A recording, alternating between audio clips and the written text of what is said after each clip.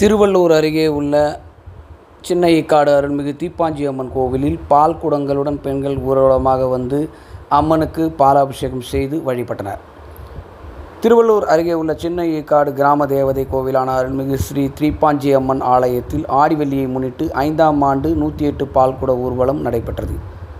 ஆடிவெள்ளி முதல் நாள் வெள்ளிக்கிழமை திருவிழாவை முன்னிட்டு கணபதி அபிஷேகம் நடைபெற்றது. அம்மனுக்கு காப்பு கட்டுதல், தீப்பாஞ்சி அம்மன் கோவிலில் இருந்து கரகம் புறப்படுதல் காலை 8 மணி அளவில் துவங்கி பவானி அம்மன் ஆலயத்திலிருந்து பால்குடம் ஊர்வலமாக கொண்டு வரப்பட்டு சிறப்பு அபிஷேகம் நடைபெற்றது. முன்னதாக பெண்கள், குழந்தைகள் பால் குடங்களை தலையில் ஏந்தி ஊர்வலமாக வந்து தீப்பாஞ்சி அம்மனுக்கு பாலாபிஷேகம் செய்தனர்.